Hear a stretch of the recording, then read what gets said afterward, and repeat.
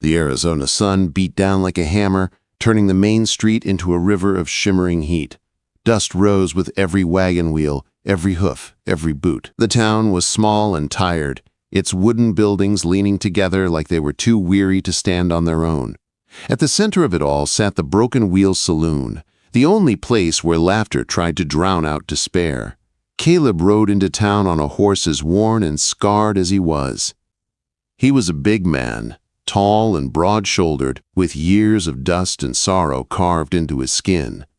His gray eyes looked older than his 37 years, shadows tucked deep inside them.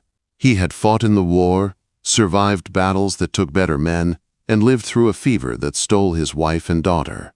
Since then, he had been drifting, drinking, and never staying in one place long enough to care.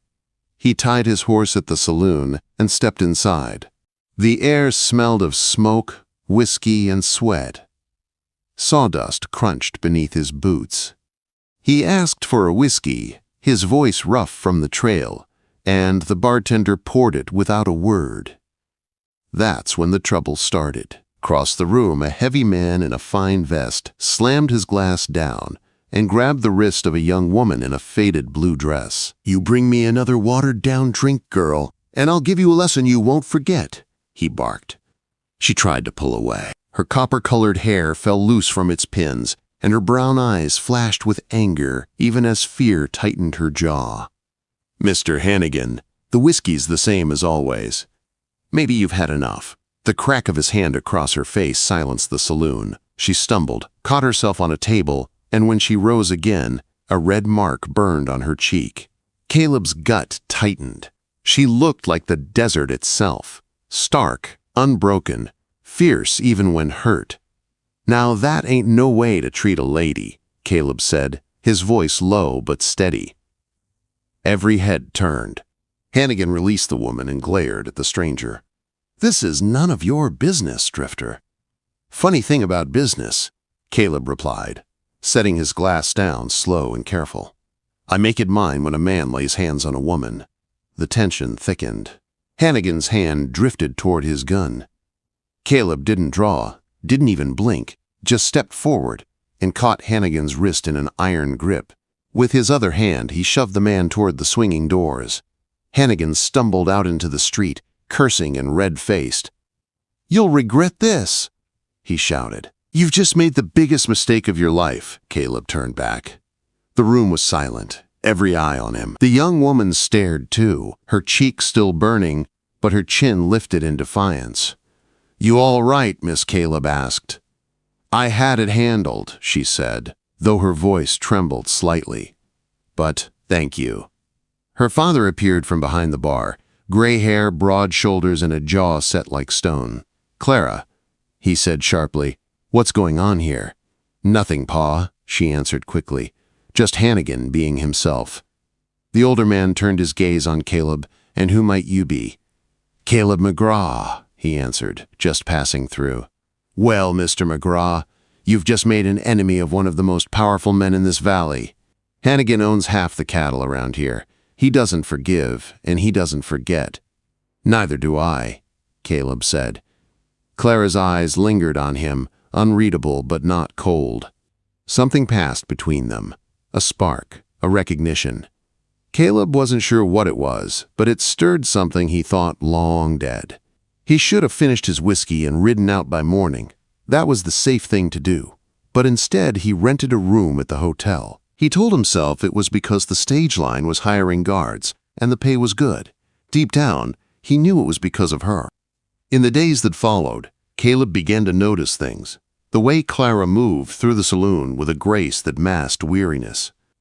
The way she smiled at customers, but never too warmly. The way her shoulders tensed when Lucas Graves, the richest rancher in the territory, entered the room. Graves carried himself like a man who owned not only cattle, but people, and his pale eyes lingered on Clara in a way that made Caleb's fists itch. One evening, Graves caught her wrist as she passed with a tray. "Miss Dawson," he said smoothly, "you and I need to discuss our future." Clara's eyes darted to Caleb's corner table. She gave the faintest shake of her head. Then she pulled free, her voice even, "I'm working, Mr. Graves." Another time. "Your father's debts won't pay themselves forever," Graves murmured, before finally letting her go. Later that night, Caleb found Clara wiping down tables after the crowd had left. He walked closer, his voice quiet. "Is he giving you trouble?" She gave a humorless laugh. "Lucas Graves doesn't give trouble. He is trouble." "But that's none of your concern, Mr. McGra." Quote, "Caleb," he corrected softly. Her eyes flicked to his, a spark of surprise breaking through the tiredness. "You see more than most men," she said.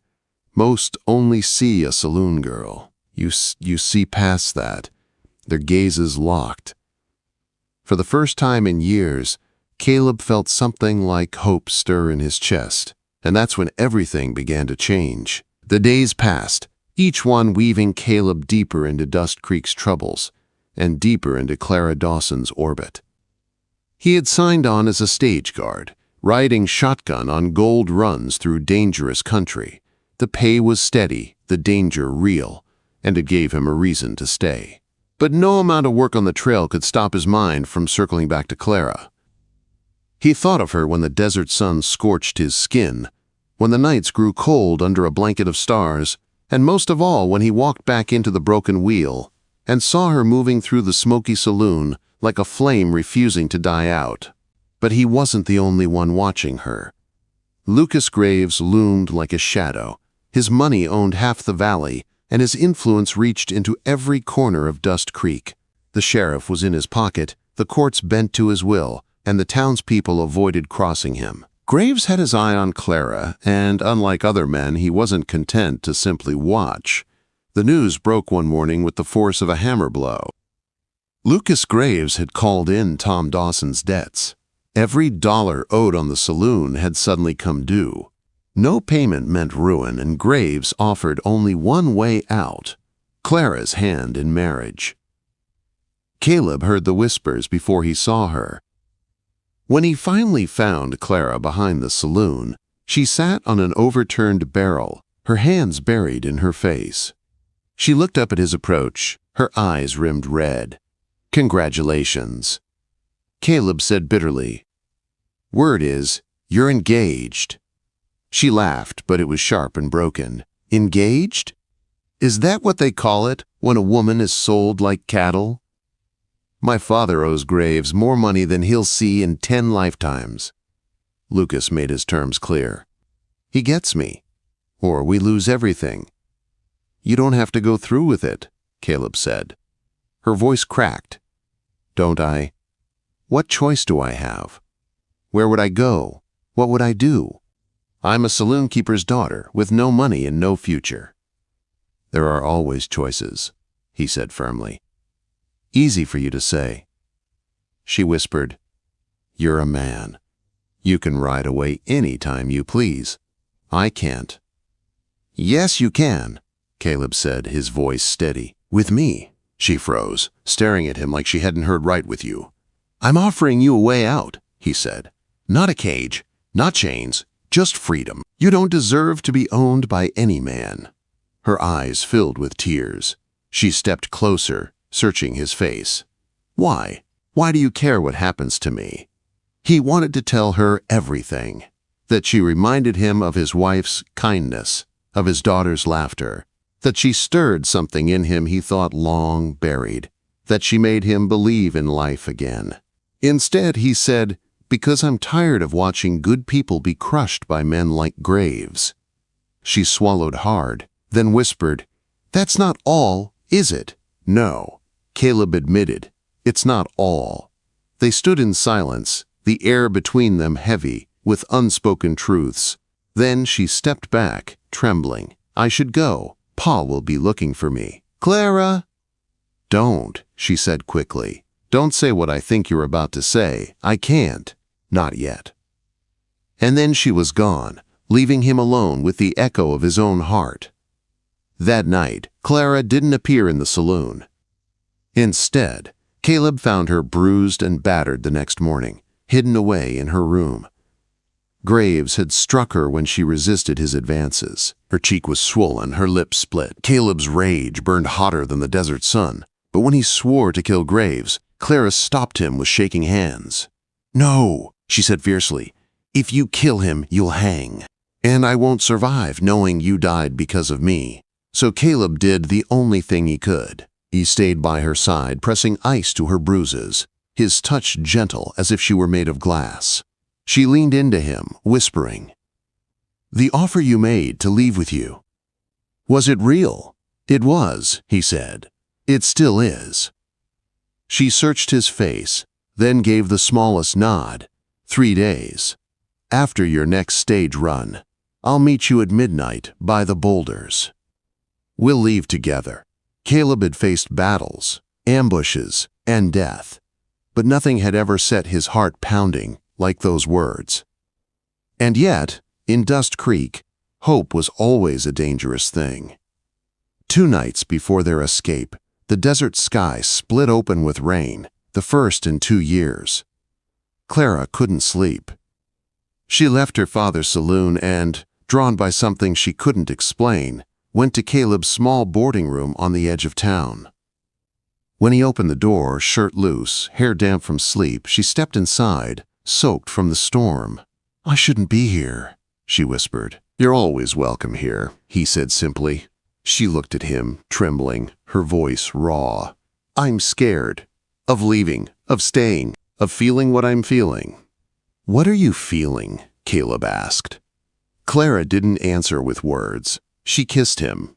The storm outside raged, but inside, their world burned with tenderness and reckless devotion. Caleb's hands were strong but gentle, reverent as he held her. Clara whispered against his lips, "God, you're big." And when he fell with her onto the bed, it was not lust but the desperate love of 2 broken souls finding each other in the storm. That night, Clara Dawson gave herself not out of duty or fear, but out of choice. For the first time, she felt what it meant to be free. But freedom in Dust Creek never came without a price.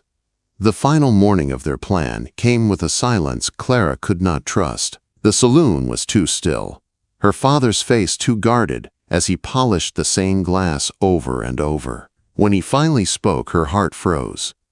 "Lucas Graves is waiting in the back room," Tom Dawson said, still not meeting her eyes.